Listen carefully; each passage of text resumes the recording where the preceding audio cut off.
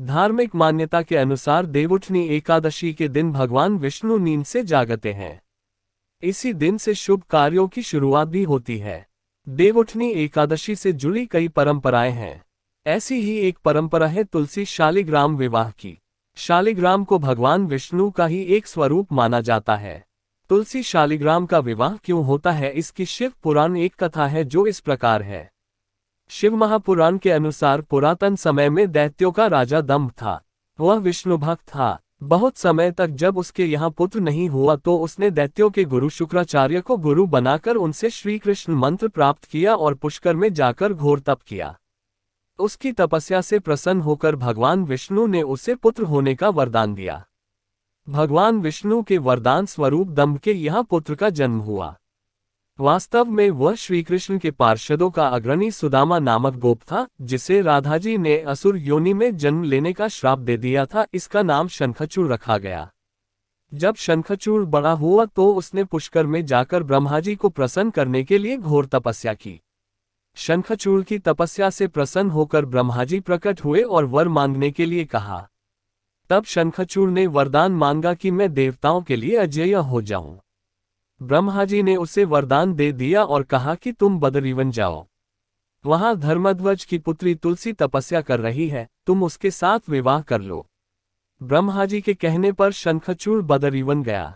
वहां तपस्या कर रही तुलसी को देखकर वह भी आकर्षित हो गया।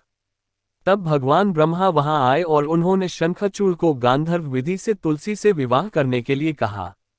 शंखचूड़ ने ऐसा ही किया। इस प्रकार शंखचूड़ व तुलसी सुखपूर्वक विहार करने लगे। ये भी पड़े भगवान गणेश के श्राप के कारण हुआ था तुलसी का शंखचूड़ से विवाह। शंखचूड़ बहुत वीर था। उसे वरदान था कि देवता भी उसे हरा नहीं पाएंगे। उसने अपने बल से देवताओं, असुरों, दानवों, राक्षसों, गंधर्वों, नागों, किन्नरों, मनुष्यों तथा त्रिलोकी के सभी प्राणियों पर विजय प्राप्त कर ली। उसके राज्य में सभी सुखी थे। वह सदैव भगवान श्री कृष्ण की भक्ति में लीन रहता था। स्वर्ग के हाथ से निकल जाने पर देवता ब्रह्मा जी के पास गए और ब्रह्मा जी उन्हें लेकर भगवान विष्णु के पास गए। देवताओं की बात सुनकर भगवान विष्णु ने बोला कि शंखचूड़ की मृत्यु भगवान शिव के त्रिशूल से निर्धारित है। ये जानकर सभी देवता भगवान शिव के पास आए। देवताओं की बात सुनकर भगवान शिव ने चित्ररथ नामक गण को अपना दूत बनाकर शंखचूड़ के पास भेजा। चित्ररथ ने शंखचूड़ को समझाया कि वह देवताओं को उनका राज्य लौटा दे, लेकिन शंखचूड़ ने कहा कि महादेव के साथ युद्ध किए बिना मैं देवताओं को राज्य नहीं लौटाऊंगा। भगवान शिव को जब ये बात पता चली तो वे युद्ध के लिए अपनी सेना लेकर निकल पड़े। शंखचूड़ भी युद्ध के लिए तैयार होकर रणभूमि में आ गया। देखते ही देखते देवता व दानवों में घमासान युद्ध होने लगा। वरदान के कारण शंखचूड़ को देवता हरा नहीं पा रहे थे। शंखचूड़ और देवताओं का युद्ध सैकड़ों सालों तक चलता रहा। अंत में भगवान शिव ने शंखचूड़ का वध करने के लिए जैसे ही अपना त्रिशूल उठाया, तभी आकाशवाणी हुई कि जब तक शंखचूड़ के हाथ में श्रीहरि का कवच है और इसकी पत्नी का सतीत्व अखंडित है, तब तक इसका वध संभव नहीं होगा। आकाशवाणी सुनकर भगवान विष्णु वृद्ध ब्राह्मण का रूप धारण कर शंखचूड़ के पास गए और उससे श्रीहरि कवच दान में मांग लिया। शंखचूड़ ने वह कवच बिना किसी संकोच के दान कर दिया। इसके बाद भगवान विष्णु शंखचूड़ का रूप बनाकर तुलसी के पास गए। वहां जाकर शंखचूड़ रूपी भगवान विष्णु ने तुलसी के महल के द्वार पर जाकर अपनी विजय होने की सूचना दी। ये सुनकर तुलसी बहुत प्रसन्न हुई और पति रूप में आए भगवान का पूजन किया व रमण किया। तुलसी का सतीत्व भंग होते ही भगवान शिव ने युद्ध में अपने त्रिशूल से शंखचूड़ का वध कर दिया।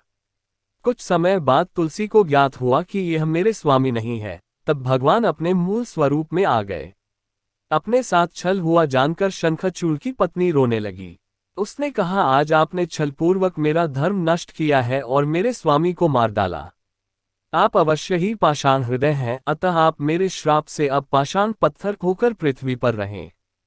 तब भगवान विष्णु ने कहा, देवी, तुम मेरे लिए भारतवर्ष में रहकर बहुत दिनों तक तपस्या कर चुकी हो। अब तुम इस शरीर का त्याग करके दिव्य देह धारण कर मेरे साथ आनंद से रहो। तुम्हारा ये शरीर नदी रूप में बदलकर गंडकी नामक नदी के रूप में प्रसिद्ध होगा। तुम पुष्पों में श्रेष्ठ तुलसी का वृक्ष बन जाओगी और सदा मेरे साथ रहोगी। तुम्हारे श्राप को सत्य करने के लिए मैं पाषाण शालिग्राम बनकर रहूंगा। गंडकी नदी के तट पर मेरा वास होगा। नदी में रहने वाले करोड़ों कीड़े अपने तीखे दांतों से काट काट कर उस पाषाण में मेरे चक्र का चिन्ह बनाएंगे। धर्मालुजन तुलसी के पौधे व शालिग्राम शिला का विवाह कर पुण्य अर्जन करेंगे। नेपाल स्थित गंडकी नदी, केवल इस नदी में ही मिलते हैं शालिग्राम। परंपरा अनुसार देव प्रबोधिनी एकादशी के दिन भगवान शालिग्राम व तुलसी का विवाह संपन्न कर मांगलिक कार्यों का प्रारंभ किया जाता है। मान्यता है कि तुलसी शालिग्राम विवाह करवाने से मनुष्य को अतुल्य पुण्य की प्राप्ति होती है।